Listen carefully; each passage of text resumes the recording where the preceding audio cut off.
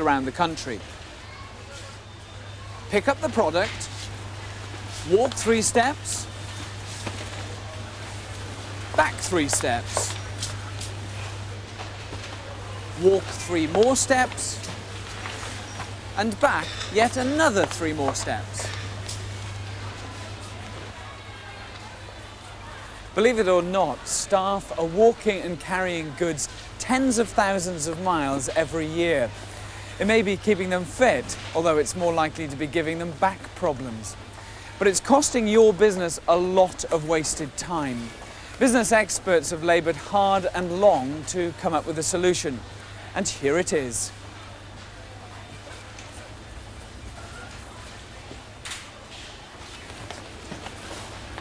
Yes, it seems simple, but considering the amount of time wasted, the loads carried and the distance travelled, correct positioning of L-shapes is not a petty matter, but a very useful way to conserve resources. And if staff insist on marathon walking, there are a lot more constructive ways in which they can do it. Edward Bonner, you're the manager of Retail Financial Control and therefore very much involved in determining branch labour standards. To be frank, tips on working practice such as the correct positioning of the L shape do seem to be fairly minor things. Why do you feel it's so important that management teams actually take them to heart? Well, I think first of all we'd all like to avoid unnecessary work if we could, and the wasted resources that involves. I think secondly, a lot of little things that seem unimportant, when you add them up, they come to quite a different sum. Take your walkathon, the L-shape example. I've worked out that would cost in an average branch something in the order of 10 hours per week. Now, if you multiply that across the company, it's about 800 hours a day, or about £1.5 million in a year. Have you got any other examples of that? Yes. We looked at Cobham branch and the use of staff time to walk the store in order to find members of staff to come and open another till. And would you believe that actually amounted to about 12 hours per week just walking the store to find the staff.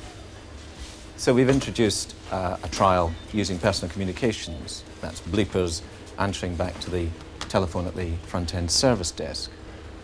That will obviously lead to a saving in the order of 12 hours a week, if we can establish that. Another example would be where the delivery documentation, which has recently been changed because of the vehicle loading system being introduced, is still being double and triple checked in offices. And we found that that would amount to about 3 or 4 hours a week in administration clerical work. So there's another example of a working practice that can and should be changed. These are examples of the negative impact of poor working practice. What about the other side of the coin, the positive contribution that teams can make? Yes, well, effective working practice is, of course, directed mainly towards better customer service, which is ultimately what we're all about. We discovered in a number of stores that the misscanning rate was very high, largely due to a lack of cleanliness of the glass on the scanner. So we introduced a program where effectively we clean as we go.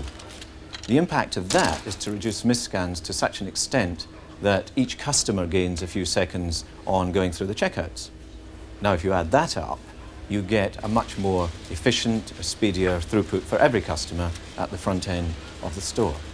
Another example is in the cash office. We examined the real tasks of the cash office, and we discovered that they were actually suffering from two main problems: the number of interruptions they had throughout the working day and doing work that wasn't really cashier's work. So we experimented with two things. We introduced opening and closing times for cash office, 2 hours in the morning, 2 hours in the afternoon. And we also took some work away into the general office. Now, the impact of that has been that we have the customers of the cash office, if you like, within the store, who now get a much speedier service. They don't have to wait. They're much happier as they come to the cash office. They're dealt with. The cash office staff themselves get on with their work. They're much more productive. They've gained a degree of accuracy, and there are less discrepancies in the cash office reconciliations. Now, that kind of thing, if applied across the group, is probably worth something where in the order of 100 to 200 hours a week, depending on how we implement it. Where do suggestions come from? Well, I'm hoping we're going to get them from stores. And the idea is that if staff in stores have got good ideas, we'd like them to come up to us and we'll have a look at them and see if they're implementable. It sounds like answers on a postcard, please. Yes, very much so. I think that good ideas need to be shared. And if effective working practice is to be successful in the years ahead, it'll be because people in stores, management and staff, tell us better ways to run the stores and better ways to be more productive and more efficient in giving that customer service.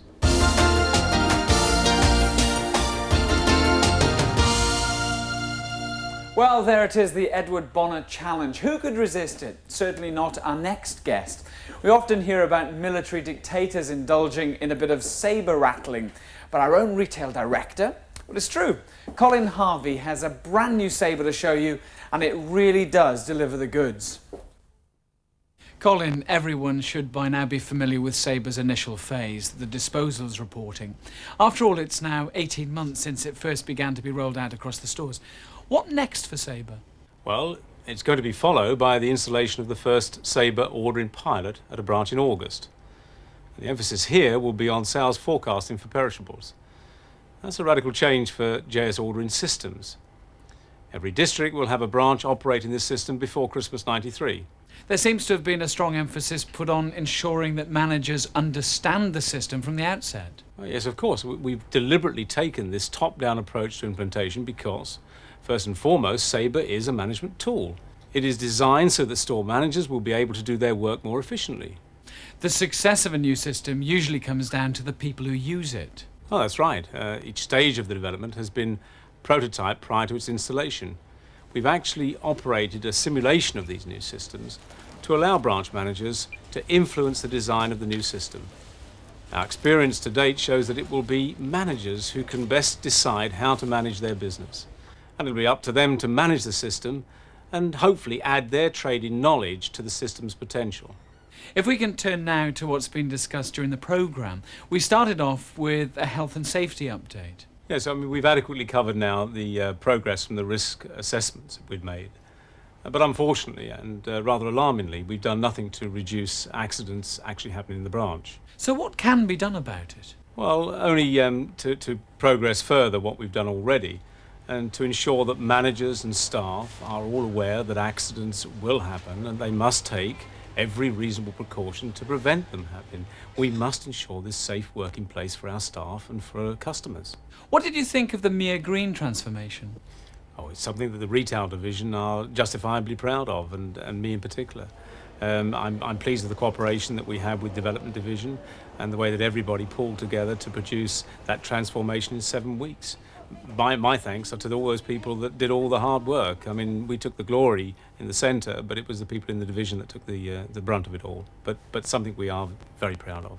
The third item was a reference to the new management appraisal system. What do you see as the principal benefits of the new approach? Well, first and foremost, all of us like to know how well we've done, and that's the appraisal system. But by splitting the target session away from the main appraisal, that means that we can devote a little bit more time to getting down to discussing the business requirement and indeed the requirements that an individual may have to further their career or to do better next year. I think that will help strengthen the bond that should be between managers and staff anyway. In a way, that kind of open communication was the theme of our item on effective working practice. Edward Bonner is looking for a two-way flow of ideas. What do you think? Well, effective working practices is not just another head office initiative.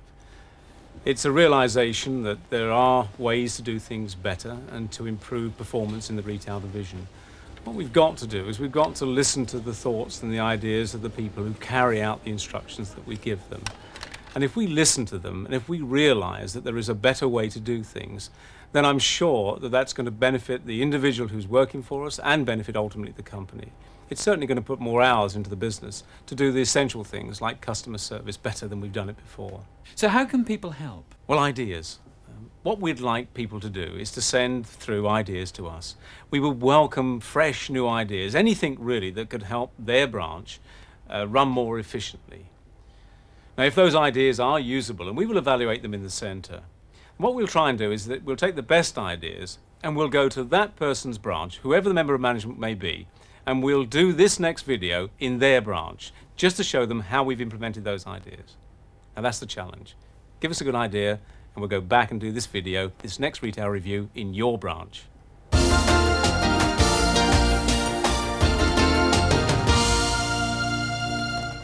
So it's not only the Edward Bonner Challenge, it's the Colin Harvey Challenge as well. And it brings us to the end of the programme. All jokes about Sabre being at the cutting edge of technology aside, what we've seen in this programme is that the company is using every means available, technological, managerial and commercial, to push forward the success of every store. We saw at Mere Green that it took just 7 weeks to put a store into the JS format, as it were. Even so, it's the enthusiasm and commitment of its management team that really makes it a JS store. I hope that you and your store are going to benefit from what we've covered today. For my part, I'm certainly learning a lot more about how the business operates. My thanks to the teams at Mere Green and Camden for hosting the programme, and I look forward to reviewing the retail scene with you in the next edition of Retail Review.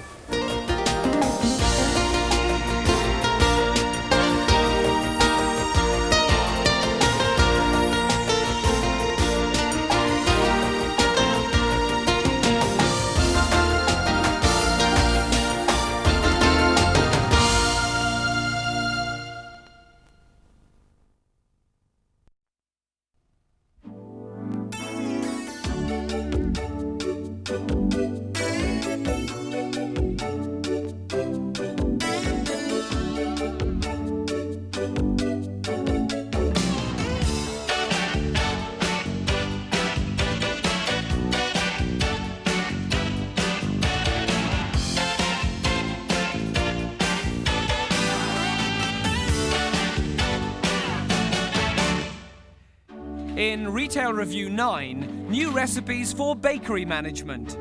JS directors hit the road to meet managers, and J Sainsbury turns 125. But first, the latest news.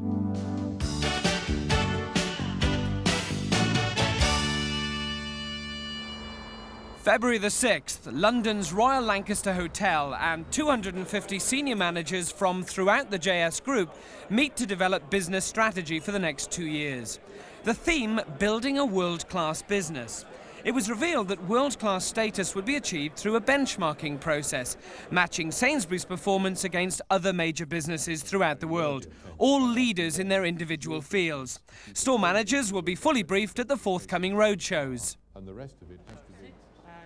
Turning to the DIY market, and in one fell swoop, Sainsbury's Homebase has become the second largest chain of its kind in Britain.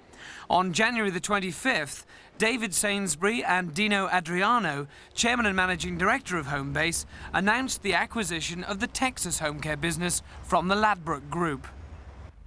The deal, worth £290 million, awaits Office of Fair Trading approval, but Homebase looks set to take on 241 additional stores throughout the country. This nationwide spread is the key strategic benefit of the purchase, because the 82 Homebase stores are heavily concentrated in the southeast.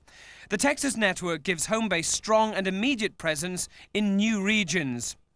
16 stores in the northwest, 14 in Yorkshire and Humberside, 10 in the northeast and Cumbria, and 24 in Scotland. A total of 64 stores in areas where the Homebase name is still largely unknown.